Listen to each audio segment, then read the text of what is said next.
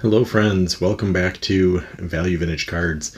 Today I'm going to be sharing a couple of sets that I think are needing more attention. I think they're things I've shown before actually, but I think there are some sets and some players and teams, depending how you collect, that everyone should be adding to their want list, if it's not already. And I'm going to share a card that is, that is super tough and scarce. I'm curious if anybody out there has it, or the other one from the set that I know exists. Not sure if anything else exists. So if you have something else and I'm not aware of it, please share. Always trying to learn. And then I'm going to do a follow-up a little bit on condition, mindset when you're buying different items, whether they're extremely tough or not that tough. Size of investment, condition, kind of what you look for a little bit, and I'll explain what I look for and see where folks line up and match up. So a little bit of everything, but it's only 4 things to show. So let me flip it around and we'll dive in and take a look. All right, friends, a little bit all over the place in this one. I just want to kind of cover a few different topics and navigate this discussion via cards. This one I shared actually an image of when I had it outdoors. Got a chance to open the mail and I was outside and I thought, let me open this up here, and I was just shocked when you hold this thing up. In this kind of lighting, it looks, you really can't tell how thin it is. Having it outside, you could actually see all the way through it. So I made a post and I shared that. You could literally read the back from the front.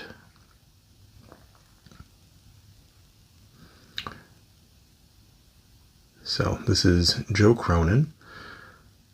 It's a Cuban issue.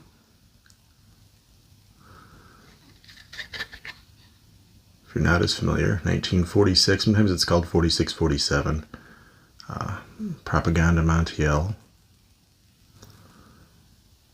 But really cool set. If you aren't familiar with that, then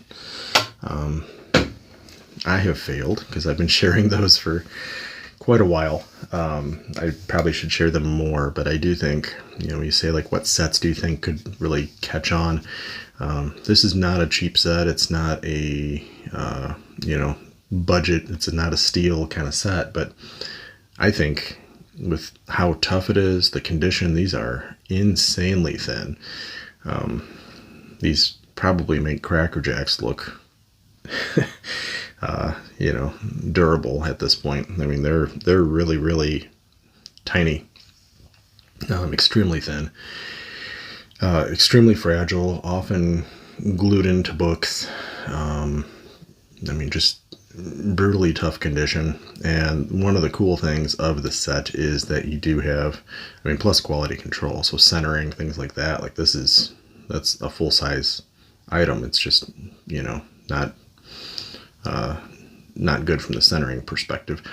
But one of the things you're going to run into with this that makes it interesting is you get some retired players. You've got like a Ruth, a Gehrig, Cobb, Mathewson. There's a really great Hall of Fame list in there. You get some current players, somebody like a Joe Cronin. I believe he was still playing at this point. Let's see, you got Mel Ott, who might have been recently retired. Carl Hubble, similar. And it's, the war era, so you don't really get a Bowman or Leaf till, 48, 49 kind of era there either. So having something from 46, 47 range is also fun. But you get a pre-rookie option for Stan Musial. You get some just, really tough players of that era. And you actually get other sports as well. So just, I think, fantastic set and something I would recommend putting on your list. So I thought I'd share that one. Next I'm going to share is really just more so in response, and it leads into the next item. Folks were saying they really liked the 58 Bell brand. That seemed to be a pretty common comment, 58 Bell brand of Sandy Kofax. Well, this one, I'm not sure if it's 58, 60. Somebody wrote 1959 on the back of this. But This is one that I would challenge. I don't know if anyone else out there has anything from the set even. Obviously not traditional. It's a little bit different type of issue. It's not just a card. Very, very regional. And Kofax was not really known for doing a whole lot of endorsement type deals. So this thing popped up, kind of navigated the purchase. It was, a price or buy it now. And I hadn't seen this. And when I started researching, I'm like, this thing just isn't a thing. Like, this doesn't exist. So I just went ahead and paid his price. We talk about scarce and when you just jump and when you wait it out and navigate back and forth and discuss a little bit. This was one that I felt if I passed on, I would probably just never own. It doesn't look like it's something that I could even wait 5 years and say I'll get it in another half a decade or decade even. I think there's so few of these. If I didn't buy this one, I probably would not own this item. End of statement. So for me, then I run through the test of, do I really want it? And in this case, the answer was yes. So this tells a little bit about what it is. Big treat. So it is, let's see if I can get this in even closer. TV treat, frozen desserts, which is what he's eating. The thought on this, and actually the thought here even,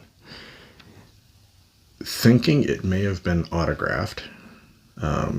Apparently this exact item has been sent in to like PSA and maybe even to Beckett.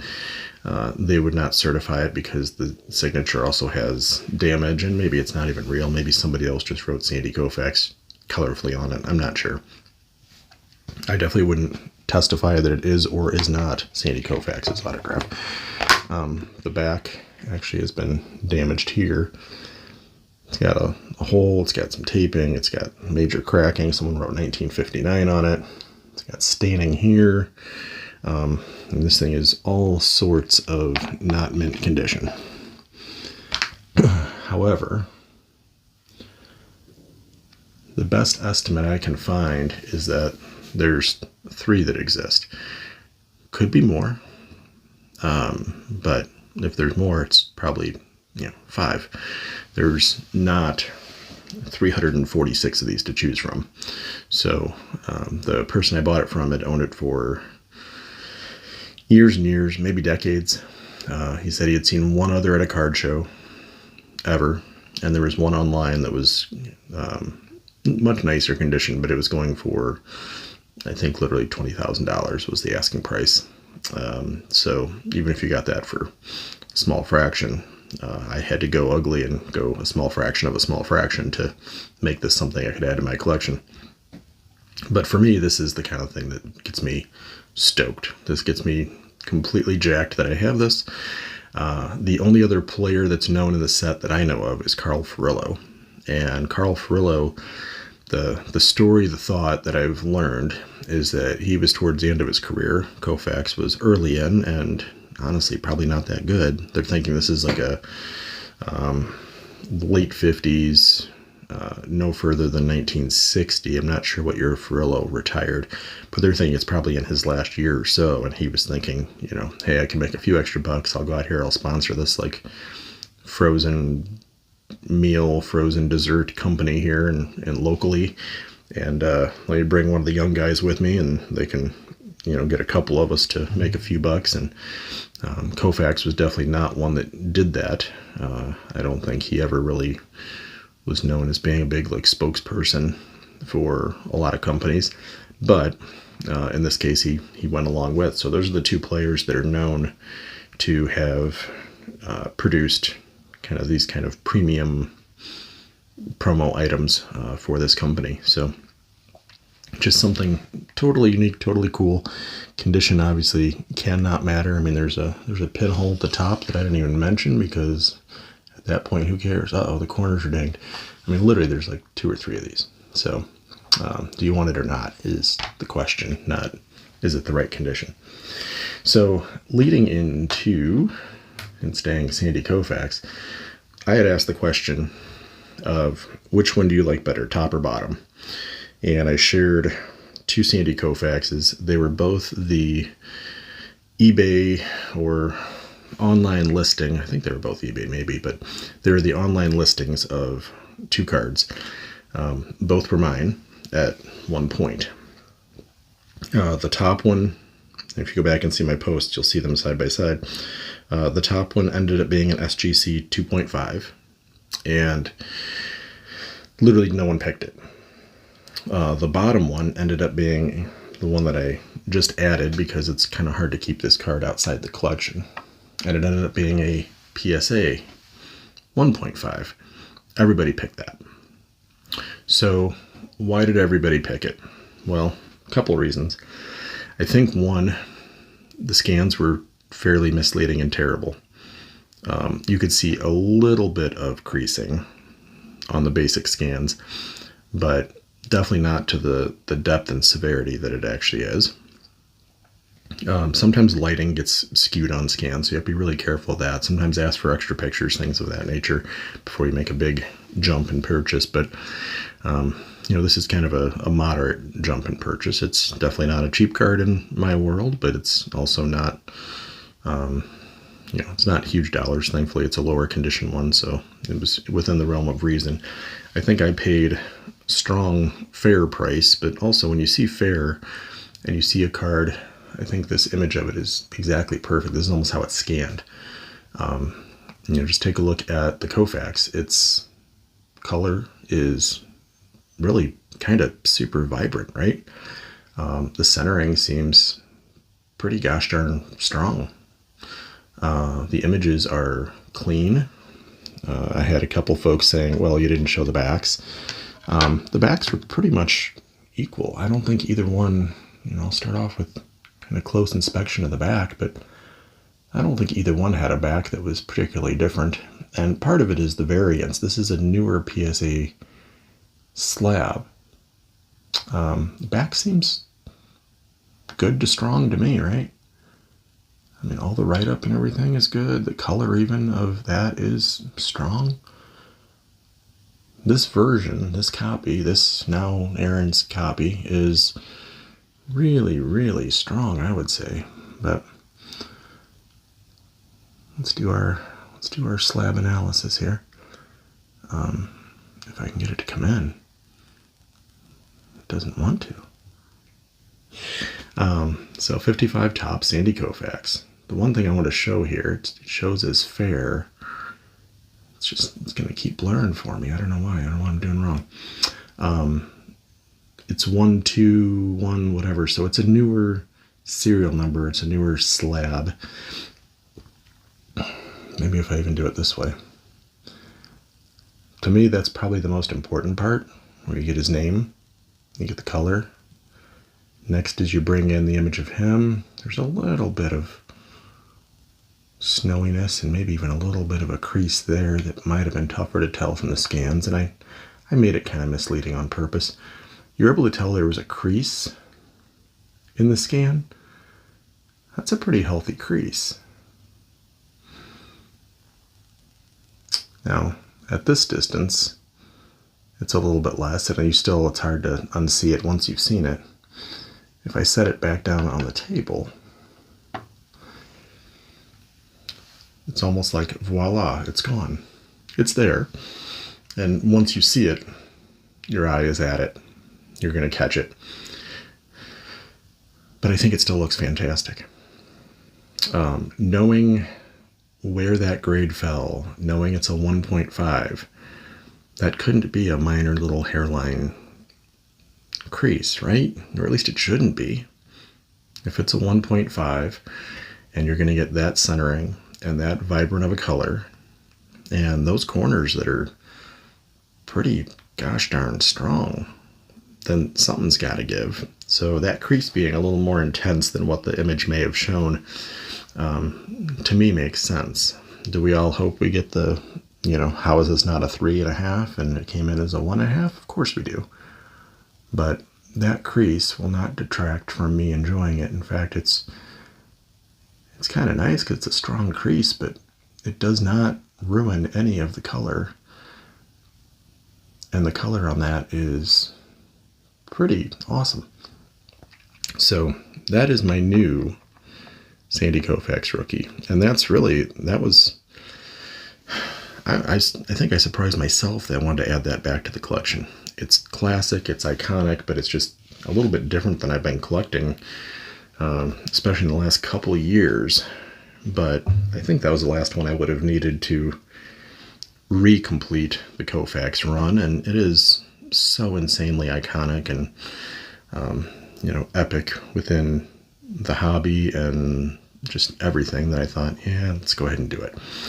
All right, last one was also an online purchase. This one's ungraded, so for that, I will say same thing. I always assume it's going to be a little worse than you thought it was. And I will say when I received this, so it was M101-2, again, you're talking probably a little thicker than the Propaganda Montiel, but you're talking oversized, you're talking magazine page, kind of easy to tear, and with age and brittleness, easy to basically chip. Sometimes you see like big sections of these missing. So saw this thing ungraded, which is a topic for another day. The fact that we have almost regular and unleaded at this point. We've got graded and ungraded. I'm going to dive into that at some point because I think it's ironic that something that was just a card now has to be labeled as raw or ungraded, just to classify it as not, sent in for assessment. I almost said professional assessment, but I think that's a stretch at this point. So with this amazing image, if you're not familiar with this exact one, that's Ray Schalk, so super cool. Absolutely wanted to add that to the collection. I am a details person. Catcher gear, shoes, uniform, even his face, the shadows, just all of it is so phenomenal. Sporting news. So this came out in November of 1913? So it's a few years old. I will say, actually sometimes you can see these better from the back. So that's how thick this thing is. You can still see the image. This is the back of it. Isn't that crazy? That's how thin these are. But in the corners, you get some wear, you get a little bit of whatever there. For how these come in, and I could show some graded ones that have gotten, 1s and 1.5s, and they have like chunks missing. I was blown away at how nice the condition of this was. Knowing the set, knowing the age, how fragile, everything else about these, I was expecting this to have something hidden. Kind of like, Sandy has that crease that you're like, yeah, it makes sense. It's thicker than it looked in the original scan, which is why I posted that and wanted to get the feedback. I wanted to see where folks fell. This thing, I was floored that it didn't have more issues. This thing is, in terms of, I have more than a dozen of them at this point. This is one of the nicest. There's several, more than half are pretty rough, chunks missing and tape on the back and major creases. I can't even find a crease on this thing. Normally, one of the biggest challenges, if you have one of these ungraded, is getting it into the top loader, which is where it will stay forever. I'm not going to send this in for grading. But you load it into the top loader, and usually you're like navigating through the tears, the rips, the snags, and trying to make sure you're not worsening the condition of the card, or item, as I may say, because it's already so roughed up and facing the challenges of the world that it's experienced. So I'm going to end this, and maybe I'll thumbnail it this way of just looking at conditions. You've got the one that you maybe would have been misled to say is a little bit nicer than it really is, and then you've got the one that's really almost like Shulk is almost misleading, thinking there's got to be something else wrong with that guy, and there's not. It's just that amazing. So super thrilled to have that one as well. But that is what I have. Curious what y'all think of conditions and some of the items I've shown. So please share. Always enjoy the comments and the back and forth and what you found interesting or what topics we need to dive into more on a future video. So appreciate y'all. I'll see you next time. Take care.